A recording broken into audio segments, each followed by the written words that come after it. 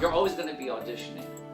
Don't give away your story so soon. Your character has a goal. Their character has a goal. I wonder if maybe we raise our voice a little bit. Yes, be bold!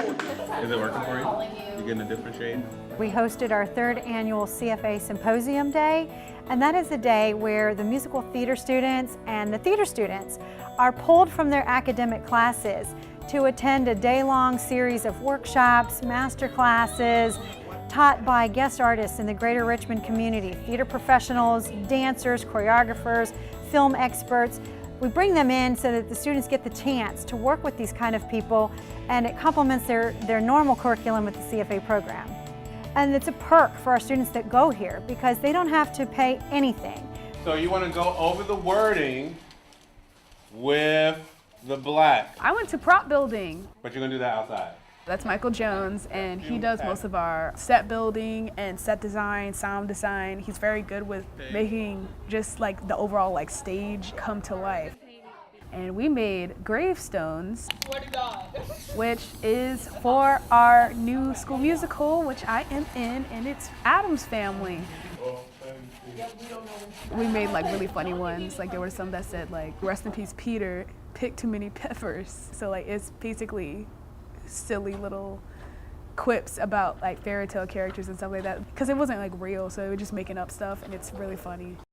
Give each word its own sense of weight, and don't be so married to the cadence that we've already sort of ingrained. It's like, to be or not to be, that is the question. You know what I mean? To be or not to be, well, that's the rhythm. The first class I took was auditioning with Scott Richmond, and he taught us how to go into an audition and stay calm, but present yourself well, and take a breath, and then present your monologue. And don't do a whole lot of hand movements. Sometimes it's just nice to just stand there and stare at a certain point. Find your boyfriend's face, you can see it wherever it is in there, and then just tell him the first, whatever that first section is about the dream. I mean, I've been going on college auditions and stuff, and I had one literally the day after my workshop with him, and he brought up all kinds of things that I hadn't thought about in a while, because I'd been working with the same piece for about 9 months, 10 months. What happens is sometimes we memorize it, and we memorize the pattern of the language. So if I say the line 1,000 times the same speed, the line reading becomes a fixed thing. He was a really, really great sounding board, and he was a completely new set of ears and eyes who had all these helpful hints and tips for how to make it good and make it better. Give her a round of applause for that.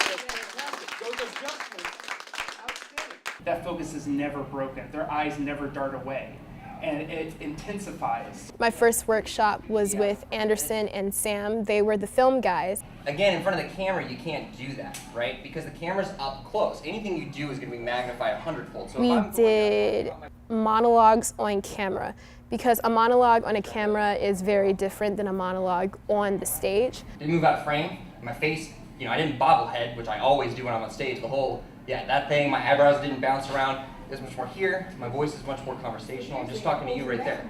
This symposium, it incorporated a lot of film technique and how you can tie that in with your theater technique. So it was very fun. That workshop was very informative. Whatever you're feeling inside, anxious, just don't say words, but just noises, okay? And then I did Relaxation with Eva DeVirgilis, which was awesome. Beforehand, I was like, what? This is crazy. Sit in a chair, sit still, and just relax. Like, I'm a tense person, always. To sit like this in your body, in your skin, and to simply be present. I actually did it, and I felt less stressed, and I was breathing correctly, and I was able to really be happy in that moment. You cannot make people feel something unless you take action. She would give us a line with 2 parts, and she would assign different objectives to it. So the line would stay the same, but you would either have to use those words to make her laugh, or make her cry, or convince her. Scare me! Anything can happen. I'm not scared! Just all kinds of different objectives and verbs you could put on the same words and give them different meaning. Anything can happen.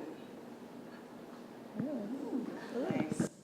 Nice. 1, 2, then you're gonna collapse down. After that, I took Patty DeBeck's dance class. Here we go. Again. She's been on several Broadway shows as a dancer, as dance captain for a few shows. And she started us with a Broadway warm-up, how she warms up whenever she's doing a Broadway audition or whenever she's leading a Broadway audition. There was a moment we had to improv at the very end, and it was really funny to see what other people came up with. We did a lot of very jazzy stuff. It was fun. She was a good time. Take your nerves and turn it into the story. Then I did Broadway audition thing, and I actually sang in that one.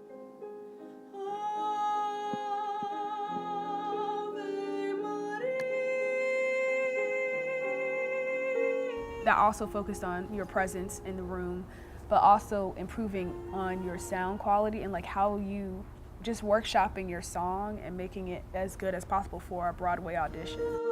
Soft to loud, here we go. And we learned that it's not just the actual performance that they're focused on, they're also focused on how you walk in the room, how you present yourself, and how to get their attention.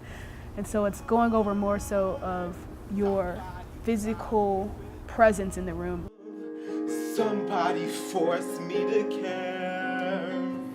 I wear many, many hats. Can any of you guess some of the hats that I wear? Erica Arvold was our keynote speaker, and she talked about her life path and how the choices she made eventually affected her career. Does anyone remember when they first found out that they were a creative artist? That moment where maybe you got goosebumps or that you thought to yourself, oh, this is what I want to do. She had to turn away what seemed like really big opportunities sometimes so she could work towards other goals in her life. The only thing I know is to constantly listen to yourself, trust your gut, and continue with what you know brings you joy and happiness. And sometimes you just have to say yes, and sometimes you have to say no. It was nice, and it was very calming to see that it all worked out for her, and it's probably gonna work out for us. Honestly, it's unbelievable, and it sets up a network. It's nice to remember that you can work in theater in so many positions. There's infinite positions where you are still a working artist. So I try to absorb all of it so I can take it in and take it with me for when I do go to college, when I am paying for tuition. It's always constantly learning and experimenting and trying new things. I like it way better than anything else.